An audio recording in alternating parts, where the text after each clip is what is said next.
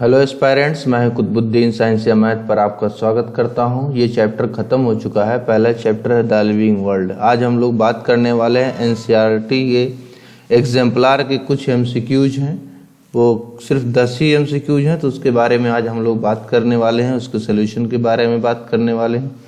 ये आपका जो है सेल्फ टेस्ट नहीं है, ये एक्सप्लेनेटरी एमसीक्यूज हैं, इसलिए हम आपको बता दे रहे हैं कि अगर आपको पसंद आए तो आप ज़रूर सब्सक्राइब करिए और लोगों को बताइए और लगातार कंटिन्यू देखते रहिए। ये नीट के लिए है, स्पेशली ऑर्गेनाइज किया गया है। नेक्स्ट पहला क्वेश्चन है कि which of the following suffix used for units of classification in plants indicates a taxonomic category of family. देखिए 4 टैक्सोनॉमिक कैटेगरी का सफिक्स दिया हुआ है, इसमें आपको बताना है कौन सा जो है फैमिली को बिलोंग करता है। तो देखिए एल्स है, पहला ऑप्शन क्या है, एल्स। तो एल्स किसके लिए यूज किया जाता है, ऑर्डर के लिए यूज किया जाता है। और ओनी किसके लिए यूज किया जाता है, क्लास के लिए। जैसे है डाइकार्टिलेडनी है, मोनोकार्टिलेडनी है। और एसी किसके लिए यूज किया जाता है, फैमिली के लिए। एसी किसके लिए यूज किया जाता है, फैमिली के लिए। और एई किसके लिए यूज किया जाता है, डिवीजन के लिए। डिवीजन क्या है, एंजियोस्पर्मी है और जिम्नोस्पर्मी है। तो इसलिए हमारा कौन सा ऑप्शन सही हो जाता है, ऑप्शन सही हो जाता है ऑप्शन सी। नेक्स्ट क्वेश्चन है the term systematics refers to. तो सिस्टमेटिक्स में क्या आता है, सिस्टमेटिक्स में यह ऑप्शन सी सही हो जाएगा, diversity of kinds of organisms and there relationships. देखिए इसमें जो है ऑर्गन सिस्टम की बात नहीं होती है ना, सब प्लांट्स की बात होती है, सभी एनिमल्स की बात होती है। ऐसा नहीं है कि सिर्फ ऑर्गन सिस्टम के प्लांट या एनिमल की बात करेंगे, तो पहला ऑप्शन ऑटोमेटिक रिजेक्ट हो जाता है। और प्रिजर्वेशन की तो कोई बात ही नहीं होती है ना, सिर्फ आइडेंटिफिकेशन नॉमेनक्लेचर की बात होती है। और ऑप्शन सी देखिए, diversity of kinds of organisms and their relationship. Relationship का मतलब होता है इवोल्यूशनरी रिलेशनशिप।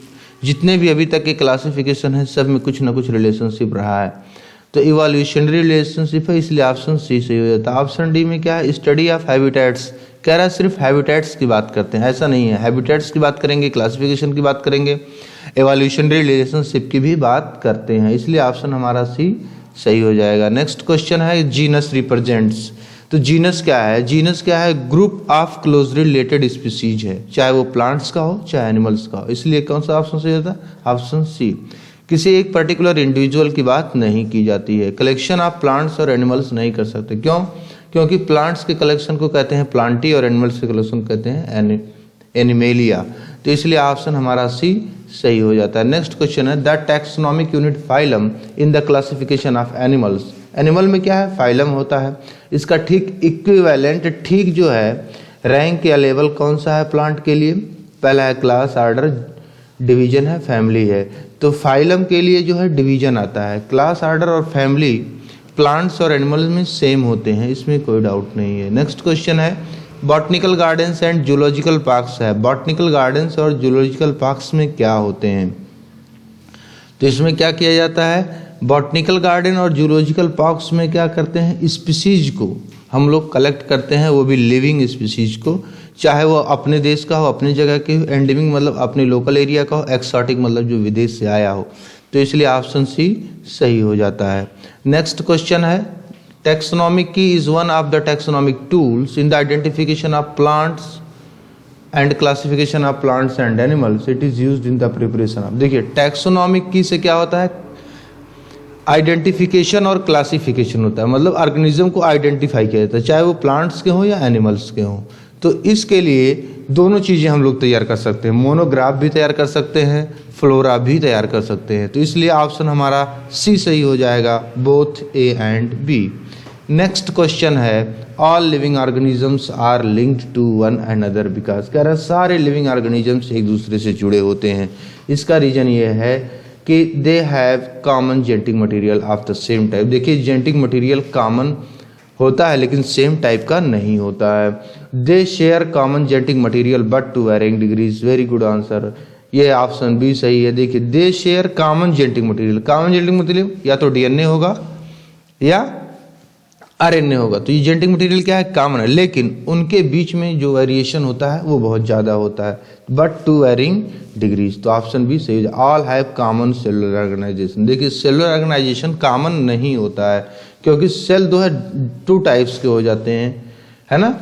कौन कौन से हो जाते हैं, एक होता है प्रोकैरियोटिक, एक होता है यूकैरियोटिक, इसलिए हमारा ऑप्शन कौन सा सही हो जाएगा, ऑप्शन बी सही हो जाएगा। नेक्स्ट क्वेश्चन है, which of the following is the defining character of living organisms. Living organisms में कौन सा डिफाइनिंग कैरेक्टर, देखिए ग्रोथ को हम लोग डिफाइनिंग कैरेक्टर नहीं मानते हैं, क्योंकि लिविंग और नॉन लिविंग दोनों में ग्रोथ होता रहता है ना, चाहे वो एक्सटर्नल हो चाहे इंटरनल हो, इसलिए हम इसे नहीं मान सकते हैं। एबिलिटी टू मेक साउंड, देखिए साउंड जो है ह्यूमंस भी क्रिएट कर सकते हैं, एनिमल्स भी क्रिएट कर सकते हैं, और आपका माइक भी क्रिएट कर सकता है, इसलिए एबिलिटी टू मेक साउंड भी नहीं मान सकते हैं।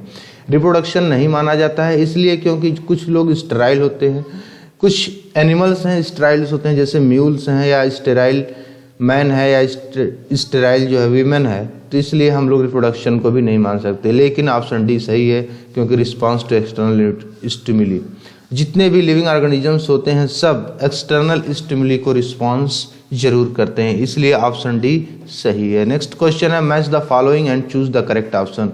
देखिए ये क्वेश्चन कुछ मिलता जुलता है। देखिए फैमिली है, फैमिली में एसी लगा हुआ होता है, तो फैमिली क्या हो गया, 16 एसी, तो ए का 5 हो गया। देखिए ऑप्शन में ए का 5 कौन सा है, ए का 5 ये है। और फिर दूसरा चेक कर लेते हैं, अगर किसी को फैमिली नहीं आता है तो ठीक है, किंगडम चेक करते हैं। तो किंगडम में क्या होता है, दो ही किंगडम हमने पढ़ा, प्लांटी और एनिमेलिया, तो इसमें देखिए प्लांटी है, तो प्लांटी यानी B4, तो A5B4 है, ए है, इसलिए ए सही हो जाएगा। और आगे भी आप चेक कर सकते हैं, आर्डर में देखिए एल्स लगा होता है, इसलिए सी का 2 हो जाएगा। तो देखिए सी का 2 दिया हुआ है ऑप्शन ए में। और डी का देख लेते हैं, स्पीसीज है, स्पीसीज देखिए हमेशा कैपिटल लेटर से लिखा जाता है, तो कैपिटल लेटर से कौन लिखा गया है, सोलेनम लिखा गया है, इससे डी का 3rd हो जाएगा। ऑप्शन ए में देखिए स्पीसीज में देखिए ट्यूबरोसम हो जाएगा, यानी D1, और जीनस में देखिए सोलेनम हो जाएगा। नेक्स्ट क्वेश्चन है एंड फाइनल क्वेश्चन है कि as we go from species to kingdom in taxonomic hierarchy the number of common characteristics, है ना, कॉमन कैरेक्टरिस्टिक्स। तो कॉमन कैरेक्टरिस्टिक्स क्या होंगे, लिखा हुआ है मे विल डिक्रीज, क्या होगा, विल डिक्रीज यानी बढ़ेगा, तो बढ़ भी सकता है, विल इंक्रीज घट भी सकता है, रिमेन सेम कह रहा है कि सेम होगा, कोई चेंजेस नहीं आने वाले हैं, है ना।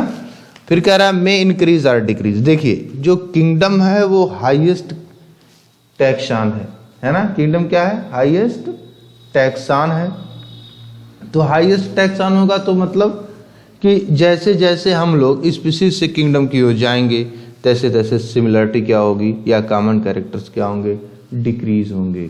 क्या होंगे, कॉमन कैरेक्टर्स डिक्रीज होंगे। और जैसे जैसे हम लोग लोअर की तरफ बढ़ते हैं वैसे कॉमन कैरेक्टर्स क्या होते हैं, इंक्रीज होते हैं। इसलिए ऑप्शन कौन सा सही होगा, ऑप्शन ए सही होगा। अगर आपको वीडियो पसंद आया हो तो लाइक कीजिए, अगर लाइक नहीं कर सकते हैं, शेयर नहीं कर सकते हैं, तो सब्सक्राइब करके खुद ही स्टडी कीजिए, हो सकता है आप जेलस फील कर रहे हो। Thank you very much.